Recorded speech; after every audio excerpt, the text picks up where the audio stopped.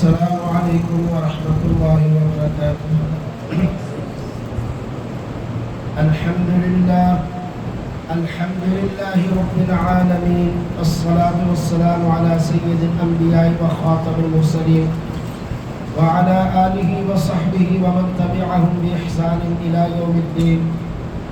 اما بعد فأعوذ باللہ من الشیطان الرجیم، بسم اللہ الرحمن الرحیم۔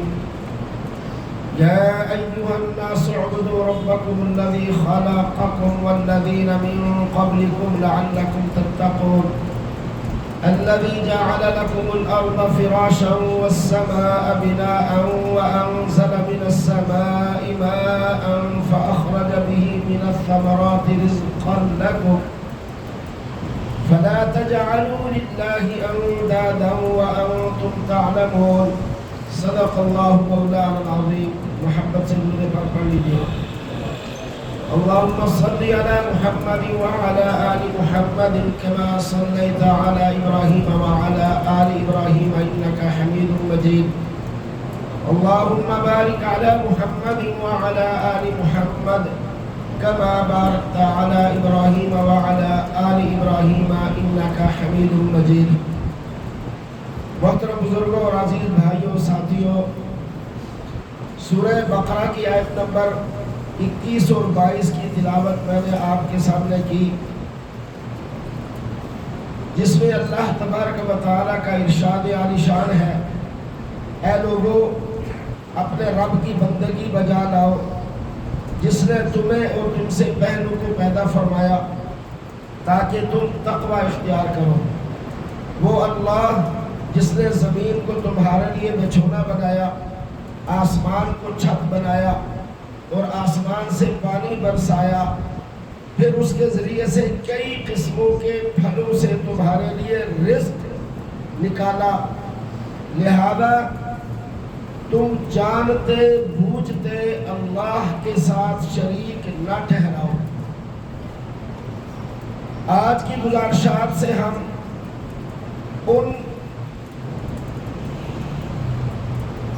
آج کے جو گزارشات ہیں ان سے ہم انشاءاللہ منہیات قرآنیہ کا ذکر شروع کر رہے ہیں، یعنی وہ کام جن کے کرنے سے اللہ نے وحی کے ذریعے ہمیں روکا ہے یا جن کے استعمال کرنے سے اللہ نے ہمیں منع فرمایا ہے۔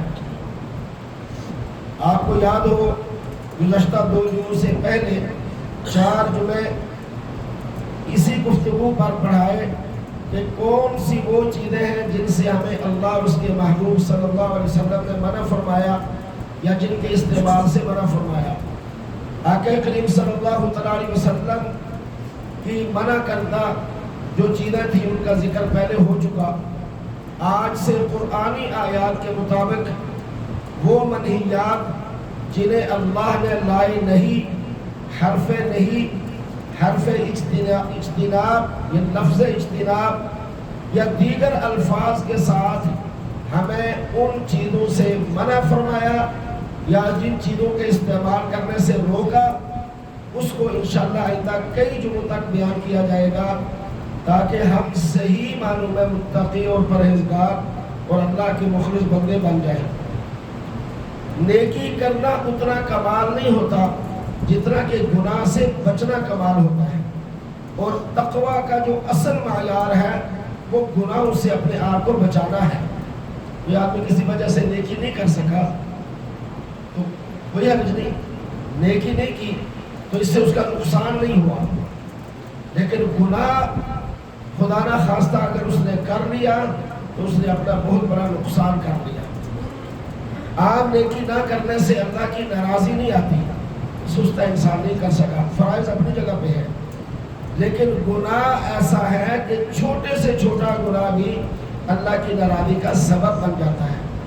تو لہذا اوامر سے زیادہ نواہی خطرناک ہے، یعنی اوامر سے زیادہ نواہی خطرناک ہے کہ جن سے اللہ اور اس کے محبوب صلی اللہ علیہ وسلم نے منع فرمایا اور ہم ان کو دھڑلے سے کر رہے ہیں۔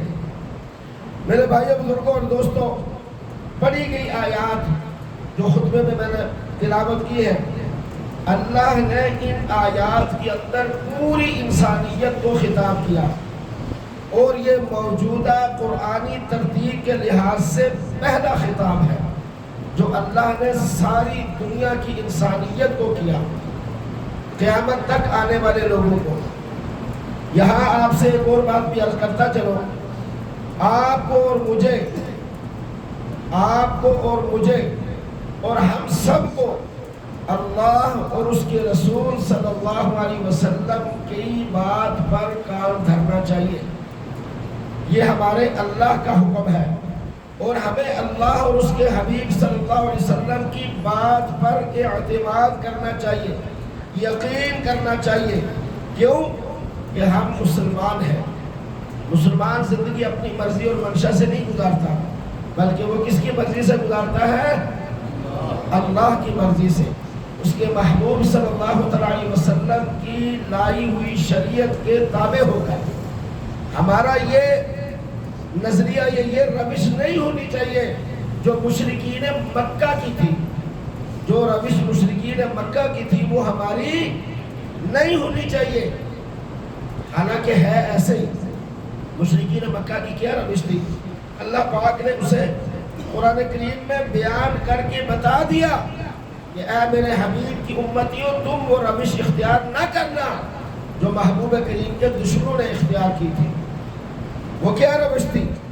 جب عرب کے مشرکوں کو کہا جاتا کہ بھائی اللہ اور اس کے رسول کے حکم کی طرف آؤ، اللہ اور اس کے رسول کا کہا مانو، اس پر چلو۔ وَإِذَا قِيلَ لَهُمُ اتَّبِعُوا مَا أَنزَلَ اللَّهُ، اے مشرکو، اے غیر مسلمو، اللہ کی لائی ہوئی شریعت جو محمد الرسول اللہ صلی اللہ علیہ وسلم پر نازل کی گئی وہ کیا ہے؟ زندگی گزارنے کا طریقہ اور سلیقہ وہ اپناؤ جو اللہ نے اپنے محبوب پر نازل فرمایا۔ تو وہ کہتے تھے کہ قالوا بل نتبع ما الفینا علیہ آباءنا، جناب ہم تو اپنے باپ دادا کا دین نہیں چھوڑ سکتے، ہم اپنے باپ دادا کے دین پر چلیں گے، ہمارے آبا و اجداد جس راستے پر تھے اب وہی اختیار کریں گے۔ یہی بات دوسری جگہ فرمائی، تقریباً 3-4 مقام پر ایسا بتایا آج کے لوگوں کو کہ وہ روش جو مشرکوں کی تھی تم اسے اختیار نہ کرنا۔ دوسری جگہ فرمایا قالوا بل نتبع ما وجدنا علیہ آباءنا، ما الفینا علیہ ما وجدنا علیہ، الفاظ کے فرق کے ساتھ کہتے تھے ہم تو اپنے آبا و اجداد کے دین پر چلیں گے، یہ تم کیا نئی نئی بات لے کر آ رہے ہو، ہم اپنے باپ دادا کا دین نہیں چھوڑ سکتے۔ تو میرے بھائیوں بزرگوں اور دوستوں، وہ کہتے تھے کہ تو نعوذ باللہ نوجوان ہمارے سامنے پیدا ہوئے، ہمارے سامنے پلے بڑے ہوئے، آج ہمیں تم دین سکھا رہے ہو، آج ہمیں تم ایک نئی اور الگ بات بتا رہے ہو۔ یہی بات آج کے لوگ کہتے ہیں، بڑا مولوی آیا تو زیادہ جانتا ہے ساڑھے کو، ہمارے آبا و اجداد کوئی گمراہ تھے، غلطی پر تھے۔ حالانکہ قرآن کریم میں اللہ تبارک و تعالیٰ نے ان کے جواب کے اندر فرمایا آگے کہ دیکھو اولو کان آباؤہم لا یعقلون شیئا ولا یہتدون، اور ایک جگہ فرمایا اولو کان آباؤہم لا یعلمون شیئا ولا یہتدون۔ عقل سے فارغ لوگوں، اگر آبا و اجداد تک ہدایت نہیں پہنچی، اس سیدھے راستے پر نہیں چلے، تو تم بھی اسی طرح بے عقل اور بے علم رہو گے، کیا تم سیکھو گے نہیں؟ اور سیدنا ابراہیم علیہ السلام نے جب کہا اپنی قوم کو، اے میری قوم یہ کیا کر رہے ہو تم، یقین کہ تم پوجا کر رہے ہو اللہ جس نے اتنی بڑی نعمتوں سے تمہیں نوازا ہے، وہ اس سے ناراض ہوتا ہے۔ تو وہ کہنے لگے، سیدنا ابراہیم صاحب نے کہا انتم و آباؤکم فی ضلال مبین، تم اور تمہارے آبا و اجداد کھلی گمراہی میں تھے، لہذا اب میرے ذریعے سے اگر تمہارے پاس صحیح راستے پر چلنے کا گر آنے لگا ہے، تعلیمات آنے لگی ہے، تو پھر تم میری بات مانو، میری بات پر چلو۔ اور دیکھو توجہ سے ذہن میں یہ بات ڈال لیجئے میرے بھائیوں بزرگوں اور دوستوں کہ تب باپ دادا سے چلی آ رہی روایات، باپ دادا سے چلی آ رہی رسم و رواج، باپ دادا سے چلی آ رہے معاملات اگر قرآن و سنت سے متصادم ہے تو اب اللہ اس کے رسول کی بات مانیں گے، کس کی مانیں گے؟ اللہ اور اس کے رسول کی بات مانیں گے. اور اگر ہمارے باپ دادا کی بات قرآن و سنت کی روشنی میں ہے تو منعن ہم اسے قبول کریں گے. اور میرے بھائیوں بزرگوں یہ روش بھی چھوڑ دیجیے، اب بہت ہو گیا. اگر کوئی بات آپ نے زندگی بھر دین کی نہیں سنی، اس میں دین کا قصور نہیں ہے، تمہارا اپنا قصور ہے. تم نے کیوں نہیں دین کو حاصل کیا؟ کیوں نہیں بچوں کو دین کی طرف لائے؟ قرآن کی آیت کے مطابق بھی کسی کو مسئلہ بتایا جائے، بڈھا 80 سال کا بابا، ہم نے تو آج تک یہ بات سنی نہیں، ہم اتنی زندگی ہم نے گزار دی، ہم نے تو آج تک نہیں سنا، آپ یہ نئی بات کہاں سے کہہ رہے ہیں؟ حالانکہ چاہیے تو یہ ہوتا ہے کہ آپ قرآن و سنت کے مطابق دلیل پر مبنی بات آپ شکریہ ادا کریں. بھائی جان آپ کا شکریہ، مفتی صاحب آپ کا شکریہ، مولانا صاحب آپ کا شکریہ. ساری زندگی ہم گمراہی میں رہے اور ہمیں پتہ ہی نہیں چلا. آپ کی مہربانی، آپ نے ہمیں آج روشنی دکھائی. ہمیں 25 سال پڑھنے میں لگا دیتے ہیں، پتہ نہیں کتنے مسائل ایسے ہیں جو آج پتہ چل رہا ہے، جو کل پتہ چل رہا ہے. اور جو بندہ زندگی بھر قرآن کو سوائے ختموں کے، سوائے الماری میں رکھنے کے، بیٹی کے اوپر سایہ کرنے کے وہ دیکھتا ہی نہیں ہے، وہ کہتا ہے ہم نے تو آج تک سنی نہیں. میں تو کیسے سنے؟ تو جمعے کے خطاب میں وقت اول میں آئے تو سنے، اگر 2 منٹ پہلے آنے والے کو کیا پتا کیا کہا گیا؟ گھر کے اندر 24 گھنٹے ٹی وی چلتا ہو، کیا پتا شریعت کا کیا حکم ہے، کیا احکام ہے؟ ساری زندگی نماز کی کتاب قرآن حدیث مبارکہ کھول کے نہ دیکھی ہو، کیا پتہ چلتا ہے؟ کوئی آدمی ڈاکٹر کو جا کر اپنی علاج مرض بتائے، ڈاکٹر دوائی دے، اسے آگے سے کہے یا ڈاکٹر صاحب ساری زندگی گزر گئی ہے دوائی کا نام تو سنے ہی نہیں. بتاؤ عقل مندی کی بات ہے؟ دین ہی اتنا لاوارث رہ گیا، باقی معاملے میں آپ نہیں بولتے. وہ انجینئر آ کر کے بھائی یہ سری آپ نے غلط ڈالا ہے، یہ غلط اس کو آپ نے بچھایا، اس کو یوں بچھائے مضبوطی ہوگی، اتنا بچھائے. ہم کہ انجینئر صاحب ساڑھے پیو دادے مکان بناتے آئے نے، اسی تو نہیں آج تک سنیا کسی کو، سانو تو نہیں پتا، نہیں کہے گا. دین کی ہمارے اندر جتنی قدر ہے ہم اس کے ساتھ وہی نبھا کرتے ہیں، وہی سلوک کرتے ہیں، لیکن اس میں نقصان اپنا ہے میرے بھائیوں. تو لہذا جب کبھی کوئی نئی بات سنے قرآن کی روشنی میں تو شکریہ ادا کریں کہ ہمیں آج تک کتنے مسائل ہیں یقین جانے. ساری زندگی قرآن کو پڑھتے پڑھتے، حدیث مبارکہ کو پڑھتے پڑھتے، فقہ کتابوں کو پڑھتے پڑھتے نظروں سے نہیں گزرتی، اور اچانک کسی جگہ پہ نظر سے گزر جاتی. شکر کرتے ہیں کہ اللہ تیرا شکر ہے اس مسئلے کا بھی آج پتہ چلا. اور ہمارا یہ حال ہے میرے بھائیوں، یا ایھا الناس کہہ کر قرآن کریم میں پہلی مرتبہ اللہ نے تمام انسانوں کو ایک کام کے کرنے کا حکم دیا اور ایک کام سے منع فرمایا. ایک کام کے کرنے کا حکم دیا اور ایک کام سے منع فرمایا، اور جس کام سے منع فرمایا وہی آج سے ہمارا موضوع ہے.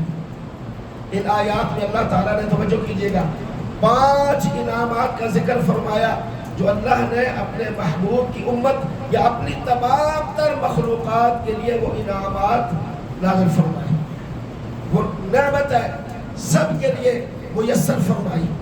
5 طرح کی یہاں تذکرہ ہے، ویسے تو لا محدود ہے، گن نہیں سکتی کائنات کی کوئی طاقت. یہاں 5 چیزوں کا تذکرہ فرمایا، اور 5 چیزوں کا تذکرہ فرمانے کے بعد کہا دیکھو جس اللہ نے یہ 5 انعامات تمہارے لیے رکھے ہیں، یا جو 5 نعمتیں تمہارے لیے میسر کی ہیں، اسی اللہ کا حق ہے کہ تم اپنی تمام تر عبادات اسی کے لیے بجانا.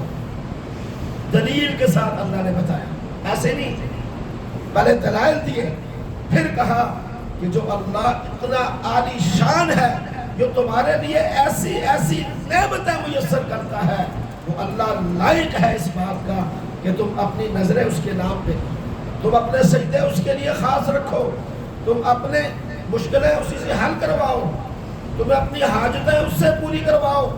وہ اللہ حق رکھتا ہے. میرے بھائی بزرگوں اور دوستوں، اور کہا کہ جو عبادت کے لائق ذات ہے اس کے ساتھ اس کی مخلوقات میں سے کسی کو ساجی اور شریک اونچی نہ بنا۔ چنانچہ میرے بھائی بزرگوں اور دوستوں، اعبدوا ربکم، اے لوگو اپنے رب کی عبادت کرو۔ اور عبادت کسے کہتے ہیں؟ الخضوع والتذلل، انتہا درجے کی عاجزی اور انکساری کے ساتھ کسی کی اطاعت کرنا یا اس کا حکم ماننا، اپنے آپ کو نیچے انتہا درجے پہ لے جا کر اس اللہ کو اعلیٰ اور عرفہ مانتے ہوئے اس کی اطاعت اور فرما برداری کرنا، یہ ہے عبادت۔ عبادت کے اصطلاحی معنی ہے اسم جامع لکل ما یحبہ اللہ ویرضاہ من الاقوال والاعمال الباطنیۃ والظاہرہ، وہ تمام ظاہری اور باطنی اقوال و اعمال جو اللہ کو پسند ہے انہیں بجا لانا عبادت کہلاتا ہے۔ اللہ کی پسند پر اپنی زندگی گزارنا، اللہ کی پسند کے مطابق چلنا، یہ عبادت کہلاتا ہے۔ بعض مفسرین نے اس کی تعریف یوں کی ہے کہ اللہ کو الہ ماننے کے عقیدے کے ساتھ اس کی تعظیم بجا لانا اور اس تعظیم کے بجا لانے کے جتنے بھی طریقے ہیں وہ خاص اس اللہ کے لیے کرنا، یہ عبادت کہلاتا ہے۔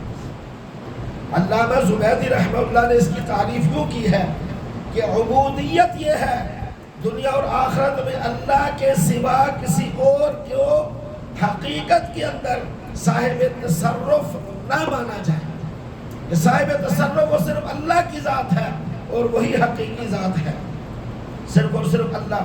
اسی لیے اللہ نے قرآن کریم میں جو پہلا خطاب فرمایا اس کی تفسیر سب سے پہلے مفسر قرآن سیدنا عبداللہ ابن عباس رضی اللہ تعالیٰ عنہما یوں کرتے ہیں کہ اعبدوا ربکم کا معنی ہے وحد اللہ، لوگوں تمہارا اللہ ایک ہے، لوگوں تمہارا رب ایک ہے، وہ وحدہ لا شریک ہے، اسی کو اکیلا مانو، اس کی ذات و صفات میں اطاعت اور عبادت میں کسی دوسرے کو شریک مت ٹھہراؤ۔ اور ایک بات اور ذہن میں رکھیے، عبادت اور اطاعت میں فرق ہے، عبادت اور اطاعت میں تھوڑا فرق ہے۔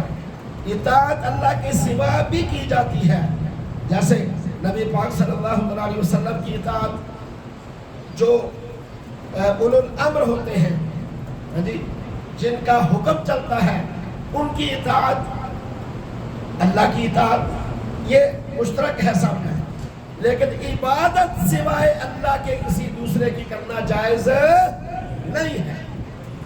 چنانچہ اللہ نے فرمایا اطیعوا اللہ واطیعوا الرسول واولی الامر منکم، اللہ اور اس کے رسول کی اطاعت کرو اور اولو الامر کی اطاعت کرو، صاحب اقتدار جو ان کی اطاعت ہے۔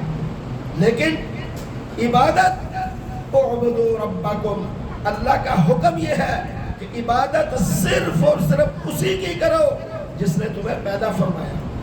توحید ربوبیت اور توحید الوہیت دونوں تمہارے ذہن میں رہنی چاہیے کہ تمہارا الہ بھی ایک ہے اور تمہارا رب بھی ایک ہے، جس نے تمہیں پیدا کیا وہ بھی ایک ذات ہے اور جس کی تم نے عبادت کرنی ہے وہ بھی ایک ذات ہے، اور وہ کون ہے؟ اللہ۔ اونچی کہا کریں، اللہ راضی ہوگا۔ جس نے ہمیں پیدا فرمایا اس کا نام اونچی لیں گے، بلند آواز سے ذکر کریں گے، وہ اللہ راضی ہوگا اور اس کا حق ہے ہمارے اوپر۔ اسی طرح میرے بھائی اور بزرگوں اور دوستوں، اس پہلے حکم میں حکم کی بجا آوری کا فائدہ بیان کرتے ہوئے اللہ فرماتے ہیں اگر تم اعبدوا ربکم کرو گے لعلکم تفلحون، پھر تم کامیاب زندگی گزارو گے، پھر تم آخرت کے اندر اللہ کی مرضی اور منشا سے نہیں بلکہ اپنے مرضی اور منشا سے زندگی گزارو گے۔ وَلَكُمْ فِيهَا مَا تَشْتَهِي أَنفُسُكُمْ وَلَكُمْ فِيهَا مَا تَدَّعُونَ۔ اسی طرح میرے بھائی بزرگوں اور دوستوں، لعل تقوی کا معنی ہوتا ہے بچاؤ، یعنی اللہ کی نافرمانی اور ناراضی سے بچنا، یہ تقوی کہلاتا ہے۔ قرآن کریم کے اندر گرامر کے اعتبار سے لعل جو لفظ ہے یہ آرزو کے لیے یا شکر کے لیے آتا ہے، جس کا معنی عام طور پر آپ دیکھیں گے لکھا ہوتا ہے ہو سکتا ہے، شاید کہ ایسا ہو، امید ہے کہ ایسا ہو، عام حالات میں ایسا ہی معنی ہوتا ہے۔ لیکن جب لعل کی نسبت اللہ کی طرف کی جائے تو پھر اس کا معنی بن جاتا ہے یقین کا معنی۔ پھر اس کو کہیں گے تاکہ تم فلاح پا جاؤ، اعبدوا ربکم، اگر تم اللہ کی عبادت کرو گے، لا تجعلوا للہ اندادا، اس کے ساتھ کسی کو شریک نہیں ٹھہراؤ گے، تو پھر لعلکم تتقون، یقیناً تم فلاح پا جاؤ، متقی پرہیزگار بن جاؤ گے۔ تو اس لیے میرے امام راغب اصفہانی فرماتے ہیں کہ لعل کا ذکر جب اللہ کے ساتھ آئے تو پھر معنی بنتا ہے تاکہ تم تقوی اختیار کرو۔ اب میرے بھائیوں، ان آیات میں اللہ نے 5 انعامات کا تذکرہ فرمایا۔ وہ کیا فرمایا؟ پہلی نعمت اللہ فرماتے ہیں الذی خلقکم والذین من قبلکم، وہ اللہ جس نے تمہیں بھی پیدا فرمایا اور تم سے پہلے آدم علیہ السلام سمیت جتنی مخلوق اس دنیا میں آئی ہے اس کو بھی اللہ ہی نے پیدا فرمایا۔ یہ تمہاری پیدائش کے پیچھے اللہ کا ہاتھ ہے، اللہ کا اختیار ہے، اس نے پیدا فرمایا۔ اور فرمایا خلق کہتے ہیں اختراع الشیء علی غیر مثال سبق، کسی مثال کے بغیر کسی چیز کو ایجاد کرنا۔ اللہ نے جو کچھ بنایا ہے اجزاء جمع کر کے نہیں بنایا، بلکہ بغیر نقشے کے، بغیر مثال کے، بغیر اجزاء کو اکٹھے کیے اللہ نے ہر چیز کو پیدا فرمایا۔ اور جو لوگ بناتے ہیں نا دنیا کے اندر، آدمی کہتا کہ فلاں نے کمپیوٹر بنایا، فلاں نے فون بنایا، فلاں نے یہ، انہوں نے اجزاء کو اکٹھا کر کے بنایا، اور اجزاء بنانے والی ذات کون سی ہے؟ اللہ کی۔ تو اصل خالق اللہ کی ذات ہے۔ جو لوگ بنا رہے ہیں اللہ ہی کی تخلیق میں سے، اس کے اجزاء میں سے اللہ کی دی ہوئی طاقت، عقل، شعور کے مطابق وہ جدت کے ساتھ آگے چلتے جا رہے ہیں۔ اس لیے اللہ مختلف چیزوں کو اکٹھا کر کے نہیں بناتا، بلکہ وہ خالق کل شیء ہے، وہ ہر چیز کو بنانے پر قادر ہے۔ دوسری نعمت اللہ نے یہ بیان فرمائی الذی جعل لکم الارض فراشا، وہ اللہ جس نے زمین کو تمہارے لیے بچھونا پیدا فرمایا۔ تم گاڑی کے اوپر کہاں سے کہاں چلے جاتے ہو، زمین ہلتی نہیں ہے، اس نے زمین کو تمہارے لیے بچھونا بنا دیا، بیٹھے ہوئے ہم زمین کے اوپر۔ چوتھی نعمت فرمایا اللہ نے، تیسری نعمت والسماء بناء، آسمان کو اللہ نے تمہارے لیے چھت بنایا۔ ما فوق، ہمارے اوپر جو کچھ بھی ہے اس کو آسمان عربی میں سماء کہا جاتا ہے، اوپر جو کچھ بھی ہے۔ اب یہاں میں جو نظر آ رہا ہے، یہاں سے پتہ نہیں اوپر جائیں گے، اور اوپر اور اوپر اور اوپر، یہ ساری نعمتیں۔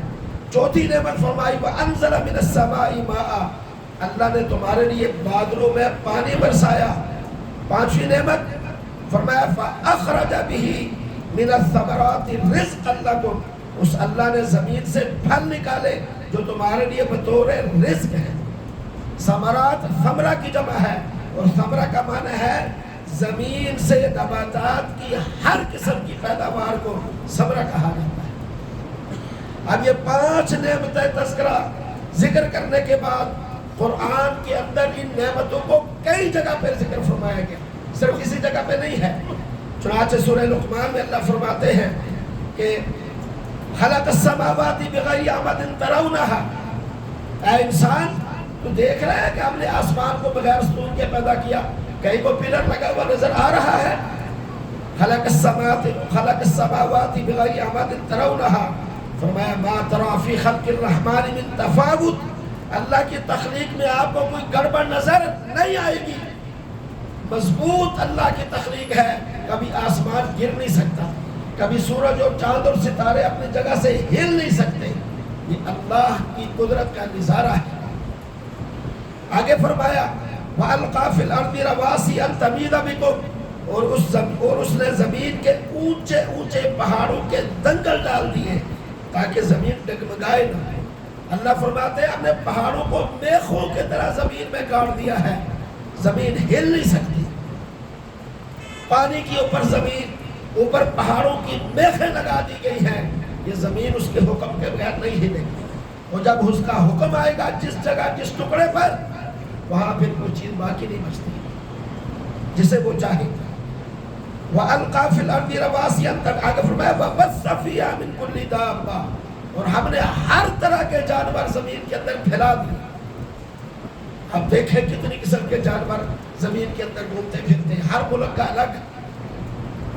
آگے فرمایا وَأَنزَلْنَا مِنَ السَّمَاءِ مَاءً، ہم نے آسمان سے پانی برسایا، فَأَنبَتْنَا فِيهَا مِن كُلِّ زَوْجٍ كَرِيمٍ، اور ہم نے زمین سے قسم قسم کے پھل تمہارے لیے پیدا فرمائے۔ ایک ہی زمین، ایک ہی طرح کا پانی، کہیں انگور، کہیں انار، پھر انگوروں میں کالے، چٹے، لال، انگاروں میں لال، سفید، سیبوں میں دیکھیں، ہر ایک نعمت پر اگر آپ نظر دہرائیں تو اللہ کی شان کا پتہ چلتا ہے، اللہ کے مقام کا پتہ چلتا ہے۔ ھذا خلق اللہ، یہ بات سمجھنے کی ہے، ھذا خلق اللہ، اللہ فرماتے ہیں یہ ہے اللہ کی تخلیقات، یہ زمین و آسمان، یہ بارش، یہ جانور، یہ انسان، یہ ساری چیزیں، یہ ہے اللہ کی تخلیقات۔ اللہ فرماتے ہیں اے انسان تو کتنا ناقدرہ ہے، کتنا ناشکرہ ہے، جس اللہ نے تمہارے لیے روح زمین پر تمہارے لیے کیا کیا نعمتیں پیدا فرمائی، تو اس اللہ کو چھوڑ کر اس کی مخلوقات کے در پہ جا کے ماتھا ٹیکتا ہے، اس کے بندوں کے پاؤں چومتا ہے، اس کے بندوں کے سامنے جھکتا ہے، اس کے بندوں کے سامنے سجدہ کرتا ہے۔ اے انسان، اے ناشکر انسان، فَأَرُونِي مَاذَا خَلَقَ الَّذِينَ مِن دُونِي، ذرا بتا تو صحیح جن کے سامنے تو جھکتا ہے، تو سر کو ٹیکتا ہے، انہوں نے کیا پیدا کیا؟ یہ میری پیدا کردہ چیزیں میں آپ کو بتا رہا ہوں۔ اللہ فرماتے ہیں یہ آسمان، یہ زمین، یہ چرند پرند، یہ جانور، یہ خچر، یہ گھوڑے گدھے تمہاری ضرورت کے لیے میں نے ان کو پیدا کیا، اس لیے میں لائق عبادت ہوں۔ اللہ فرماتے ہیں ناشکر انسان تو جن کے سامنے مجھے چھوڑ کر جھکتا ہے، فَأَرُونِي مَاذَا خَلَقَ الَّذِينَ مِن دُونِي، ذرا ان کی کوئی تخلیق کو بتا دیں، انہوں نے کیا پیدا فرمایا، وہ بھی مجھے دکھا دے۔ اے اللہ، میرے بابے نے، میرے پیر نے یہ پیدا کیا، اس لیے میں اس کے سامنے جھکتا ہوں، تو بھی کچھ دکھا اپنے عبادت جن کی تو کرتا ہے۔ اسی طریقے سے میرے بھائیوں، اللہ کریم دوسرے مقام پر سورہ فاطر میں آیت نمبر 40 اپنے محبوب کریم سے اللہ فرماتے ہیں قل، اے میرے محبوب بتا دیجئے ان مشرکوں کو جو مجھے چھوڑ کر میری مخلوق کے سامنے جھکتے ہیں، سجدہ کرتے ہیں، نظر و نیازیں ان کے نام پہ دیتے ہیں، انہیں مشکل کشا حاجت روا مانتے ہیں، ہاں جی، ذرا ان سے پوچھئے تو صحیح،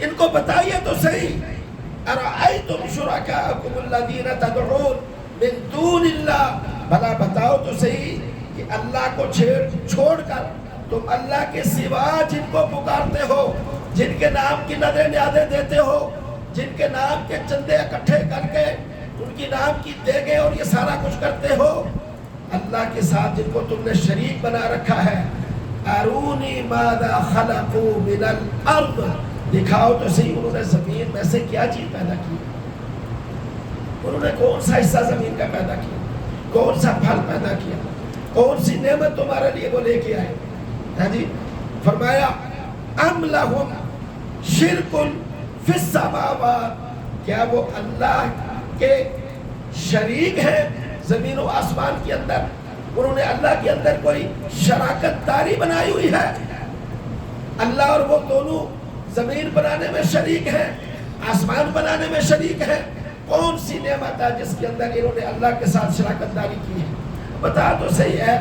غیر اللہ کی طرف جھکنے والے، اللہ کو چھوڑنے والے، اللہ کی اطاعت سے نکل کر لوگوں کی اطاعت کے اندر آنے والے، ان کو سجدہ اور رکوع کرنے والے، بتایا تو صحیح ام لہم شرک فی السماوات۔ آگے فرمایا اللہ تبارک و تعالیٰ نے دوسرے مقام پر سورہ احقاف کی آیت نمبر 4 میں، ان کا ترجمہ آپ گھر جا کر دیکھ سکتے ہیں، میں پورا ریفرنس اسی لیے دیتا ہوں کہ آپ گھر جا کر اپنے مولوی کا ترجمہ دیکھ لیں، اپنے پیر کا ترجمہ دیکھیں، اپنے کسی بڑے کا پسندیدہ کا ترجمہ دیکھیں۔ اللہ اپنے محبوب کے ذریعے سے بتا رہا ہے، قل، اے میرے محبوب ذرا ان سے پوچھئے، ارائیتم، بھائی ذرا غور تو کرو، تھوڑا سوچو تو صحیح، عقل کا استعمال تو کرو، ما تدعون من دون اللہ، جن بزرگوں اور جن ہستیوں کو تم اللہ کے سوا پکارتے ہو، اللہ کے سوا انہیں مشکل کشا حاجت روا مانتے ہو، اللہ کے سوا انہیں نظر نیازیں اور ان کے سجدے کرتے ہو، ماتھا ٹیکتے ہو، ارونی ماذا خلقوا من الارض، مجھے دکھاؤ تو صحیح کہ انہوں نے زمین کی کون سی چیز پیدا کی، ام لہم شرک فی السماوات، کہ آسمانوں کو بنانے میں کوئی اللہ کے ساتھ انہوں نے پارٹنرشپ اختیار کی تھی، اپنی مشینری جا کے لگائی تھی، کیا کیا تھا انہوں نے اللہ کے ساتھ، کس چیز کے اندر شراکت داری ہے ان کی اللہ کے ساتھ، ایتونی بکتاب من قبل ھذا، اے محبوب ان سے کہیے اگر ان کے پاس سابقہ کوئی کتاب ہے، سابقہ کوئی کتاب ہے جس کے اندر یہ سارا کچھ لکھا ہوا ہے تو وہ میرے پاس لے کے آ، ہم نے کوئی کتاب نازل کی اس کے اندر لکھا ہوا ہے کہ فلاں فلاں میرا پارٹنر ہے تخلیقات کے اندر، تو وہ لاؤ میرے پاس، او اثارت من علم، اللہ فرماتے ہیں کسی نبی نے اگر کوئی بات تمہیں بتائی ہے تو وہ بھی میرے پاس لے آؤ، اپنے کسی نبی کی حدیث تو لے کے آؤ جس میں اس نے کہا ہو کہ ہمیں مدد کے لیے پکارنا، ہمارے نام کی نظر نیازیں دینا، ہماری قبر پہ آ کے سجدہ کرنا، ہمیں آ کے سجدہ کرنا۔ بھائی اللہ کی اگر کتاب اس بارے میں نہیں ہے، کوئی اپنے نبی کا فرمان ہی لے آؤ، اور ہمارے نبی کا کیا فرمان ہے؟ لعن اللہ الیہود والنصارى اتخذوا قبور انبیائہم مساجدا، لعنت ہو یہود و نصارہ پر جنہوں نے اپنے انبیاء کی قبروں کو سجدہ گاہ بنا دیا۔ یہ اللہ کے محبوب کی امت اگر غیر اللہ کو سجدہ کرے تو یہ لعنت کی مستحق نہیں ہوگی؟ اونچی بتائیں، اس اللہ کو چھوڑ کر جس نے نعمتوں کی لائنیں لگا دی تمہارے لیے، وہ سجدے کے لائق ذات ہے، اس کو چھوڑ کر تم نے ایسے ایرو غیرو اور دلے تلنوں کو سجدہ کرنا شروع کر دیا۔ سن لیجئے، جو شخص اپنے آپ کو بڑے سے بڑا پیر اور بزرگ کہتے ہوئے سجدہ مخلوق سے کرواتا ہے، وہ بزرگ نہیں ہو سکتا، وہ کٹر شیطان ہوگا۔ بزرگ کیسے ہو سکتا ہے کہ جو اللہ کو چھوڑ کر اپنے آپ کو سجدہ کرے؟ محبوب کریم سے تو ایک صحابی نے آ کر عرض کی، اے محبوب کریم، میں مقام 30 سے گزر رہا تھا، میں نے دیکھا بادشاہ کو ان کی رعایا سجدہ کر رہی، جھوکے مل رہی ہے یوں جیسے چائنا والے ملتے ہیں یا دوسرے لوگ۔ اے اللہ کے محبوب، آپ تو کائنات کی افضل ترین ہستی ہے، ہمارا دل چاہتا ہے کہ ہم آپ کو ایسے ملیں جیسے وہ بادشاہ کو مل رہے تھے، جھک کر سجدہ کر کے عاجزی کے ساتھ۔ اللہ کے محبوب نے کیا کہا؟ کر لیا کرو، چلو کوئی بات نہیں ہے، تمہیں اجازت ہے۔ نہیں، اللہ کے محبوب نے کہا سن لے، اگر اللہ کے سوا کسی کے سامنے جھکنے کی اجازت ہوتی، آج کا مشرک بڑا ہوشیار ہے لیکن اللہ کے محبوب وہ قیامت تک کے معاملات کو اللہ کے حکم سے جانتے تھے۔ اللہ کے محبوب کو پتا تھا قیامت کے قریب آنے والا مشرک اس سے بھی کوئی بات نکالے گا۔ اللہ کے محبوب نے یہ نہیں کہا کہ اگر اللہ کے سوا اجازت ہوتی تو میں تمہیں دے دیتا، چلو کر لیا کر، یہ نہیں کہا۔ یہ نہیں کہا کہ کہیں بیچ سے کوئی ایک دو لفظ نکال کر پھر جواز نہ بنا دے یہ بندہ، یہ پیٹ کا پجاری ملا اور مولوی۔ اللہ کے محبوب نے کہا سن لے، اگر اللہ کے سوا کسی کو سجدے کی اجازت ہوتی تو میں بھی عورت کو حکم دیتا اپنے خامد کو سجدہ کرے، اپنا پھر بھی نہیں کہا۔ اور ساتھ پوچھا اس صحابی سے، دیکھو اگر کبھی تم کہیں سے گزر رہے ہو دوبارہ آؤ مجھے ملنے کے لیے، اور میں نہ ہوں بلکہ میری قبر سے تمہارا گزر ہو تو بتاؤ کیا تم میری قبر کو سجدہ کرو گے، جھکو گے؟ وہ بھی رسول اللہ صلی اللہ علیہ وسلم کے شاگرد تھے، وہ شاگرد جن کی کامیابی کا اللہ نے سرٹیفکیٹ جاری کیا ہوا ہے، وہ کہنے لگے نہیں یا رسول اللہ صلی اللہ علیہ وسلم میں ایسا نہیں کروں گا کبھی۔ کیوں؟ آپ کی تعلیمات ہمیں ملتی ہے کہ ہم ایسا نہیں کر سکتے۔ جب آقا دو جہاں اللہ کے بعد سب سے اعلیٰ رفع ہستی کا یہ حکم ہے، آج کے عللو تللو کو جا کر سجدہ کرنا، ان کے سامنے جھکنا، ان کے قدموں کو چاٹنا، اور یہ سارا کہاں کی مسلمانی ہے؟ کہاں کا یہ ایمان ہے؟ کہاں کی اتباع اور فرما برداری ہے؟ کہاں کا شکر ہے اپنے اللہ کے سامنے جس نے اتنی نعمتیں پیدا فرمائی؟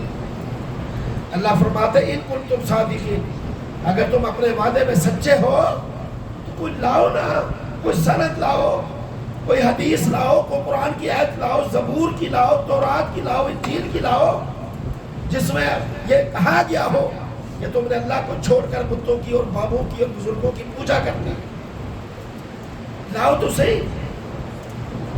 اسی طرح میرے بھائیوں، بزرگوں اور دوستوں، اللہ نے یہ 5 نعمتیں ذکر کی یہاں، ویسے تو قرآن کریم میں بہت ہے، کتنی نعمتیں؟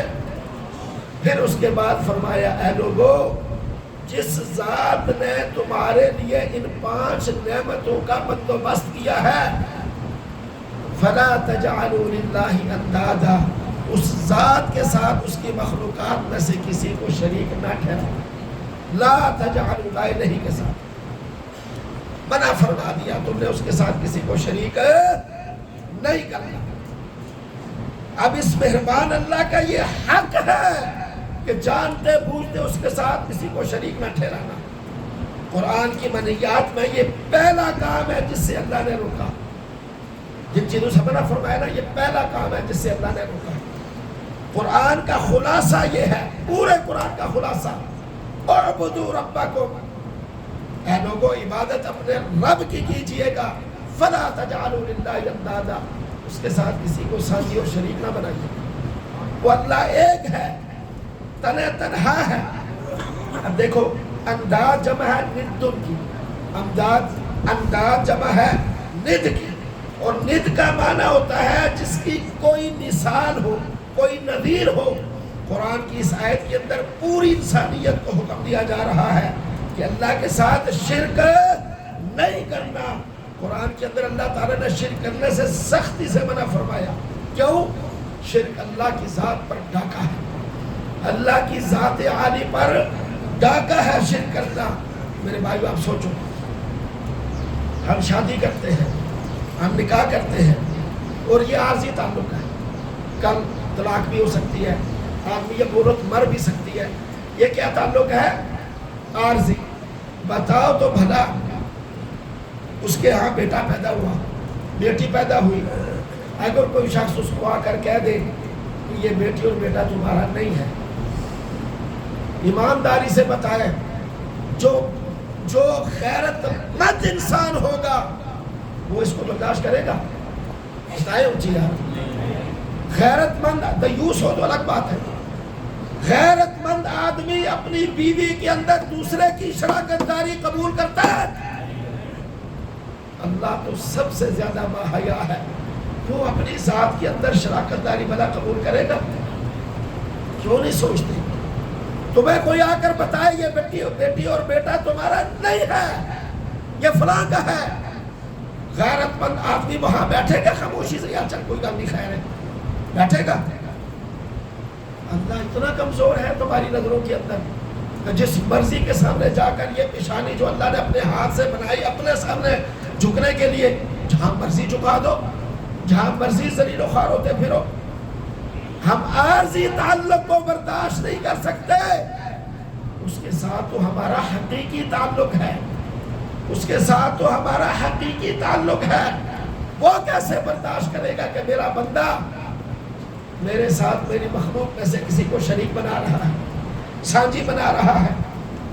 یہ سوچئے اس بات کو، قرآن پڑھیے، حدیث مبارکہ پڑھیے، یہ چتریوں اور یہ بابو کے قصے کہانیوں سے دین نہیں سمجھ آتا۔ دین اللہ کے کلام سے یا آقا علیہ السلام کے فرمان سے سمجھ آتا ہے۔ دین کا تعلق اللہ کے قرآن یا آقا کریم صلی اللہ علیہ وسلم کے فرمان سے ہے، قصے کہانیوں سے نہیں ہے۔ ہم نے قصے سنا کے لوگوں کو قرآن و سنت سے دور کر دیا. اب لوگوں کو مزہ ہی نہیں آتا قرآن پڑھا جا رہا. کسے ہونا فلاں جگہ میں نے فلاں کر دیا, اوہ کمال کا دائرہ تقدیس دائرہ فلاں. اور میں آپ یقین کریں اللہ پاک ہمیں 24ویں پارے میں ایک جگہ آتا ہے کہ جب اللہ کی توحید بیان کی جا رہی ہو, اللہ کی الوہیت اور وحدانیت بیان کی جا رہی ہو, آپ دیکھیں گے جو مشرک ہوگا نا اللہ کے ساتھ شریک ٹھہرانے والا, اس کا چہرہ بجھتا چلا جا رہا ہوگا, بجھتا چلا جا رہا ہوگا. ایسے یہ کیا. اور آپ یقین کریں اللہ کو حاضر ناظر جان کر کہتا ہوں, ہمارے ایک ماضی تھے, اب چلے گئے, ادھر اس مرض میں مبتلا تھے, تھوڑے سے زیادہ نہیں تھے, ان سے بڑی دوستی پیار تھا. وہ جب درس کے اندر وہ 24ویں پارے کی وہ آیت آئی, اللہ کو حاضر ناظر جان کر کہتا ہوں, میں نے ان کے چہرے کی طرف دیکھا تو وہ چہرہ ان کا بجھ رہا تھا.